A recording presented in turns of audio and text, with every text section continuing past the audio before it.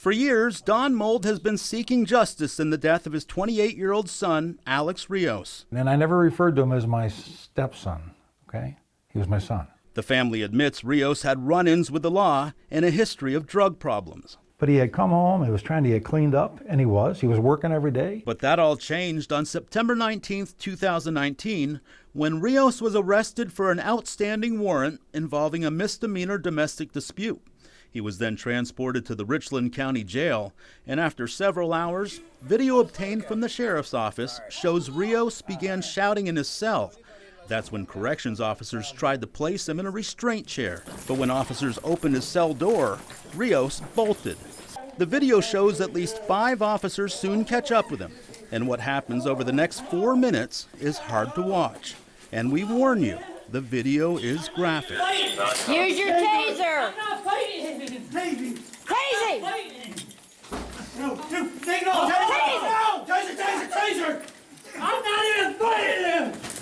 Ow! Ow! Ow! Ow! Ow! All right! Ow! Ow! Can someone Try tasing! Can you explain to me?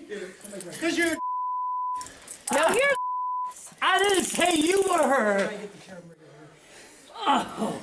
He took out of his cell. Really? Yeah, he's looking. Oh! Oh! 20 seconds later, Cooper moves his foot down behind Rios' neck. Yeah, he thinks he's Soon, supposed to be Cooper out pushes there his and- full weight on Rios, standing on the back of his neck, remaining there for 7 long seconds.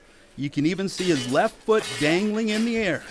Back the video up, and you can see how Cooper puts both his feet on top of Rios. Yeah.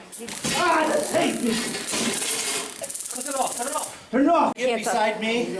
Need your get up. All right. Grab some. Oh, he's got them. Cooper, you ready? We got shackles. Ready? All right. Yeah. Shackles. Give me the other hand. Bring it towards me, guys. After 3 minutes of standing and kneeling on Rios, Cooper finally backs off. He's turning. Straight up. By that time, Rios' family says it was too late. He's turning blue. Get up. He's brain dead. He's on a ventilator. What in heaven's name could have happened? 7 days later, Rios was pronounced dead. And while family members waited for answers, the autopsy report raised more questions. The Richland County coroner determined Rios' death was accidental, and the primary cause was due to excited delirium. According to numerous medical journals, excited delirium is characterized by severe agitation, combined with aggressive behavior, tolerance to pain, and extreme physical strength. But the condition remains controversial because many say it cannot be clearly diagnosed. What do you think about the ME's diagnosis, though? Okay, it's terrible. It's nonsense. It's shameful. Excited delirium's been used historically for, well, since the 80s to cover up misbehavior. Mold had questions, so he was referred to retired forensic pathologist Paul Mattis. Mattis has conducted hundreds of autopsies during his 47-year practice. He also served as president of the Ohio State Coroners Association. Mattis points out that the term excited delirium is not recognized by the American Medical Association, National Association of Medical Examiners, or the World Health Organization. Although Mattis didn't conduct the autopsy, he reviewed the video and feels Rios died from asphyxiation caused by the corrections officer.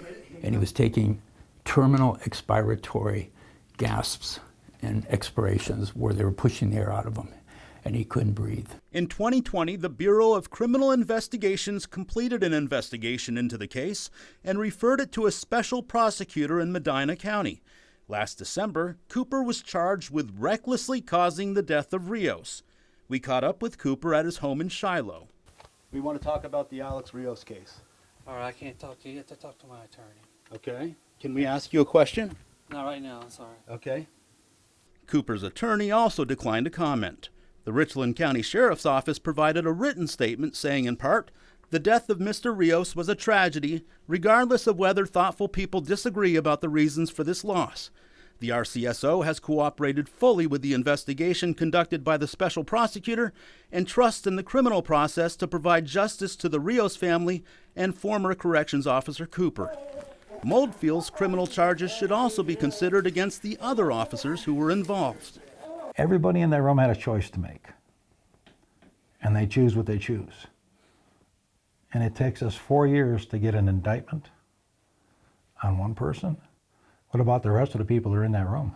You just want justice. And at the end of the day, Mike, excuse me, it needs to have some closure, and we don't have that. Rios left behind 3 sons. One was only 2 days old at the time. Mark Cooper resigned from the sheriff's office in December of 2021. We spoke with the special prosecutor in the case to find out if he's investigating the other officers, but he won't comment on that or the pending trial. In part 2 of our investigation, experts explain why the cause of death in this report has been called into question in other cases and what the Rios family is now doing about it. In the newsroom, Mike Mason, 19 News.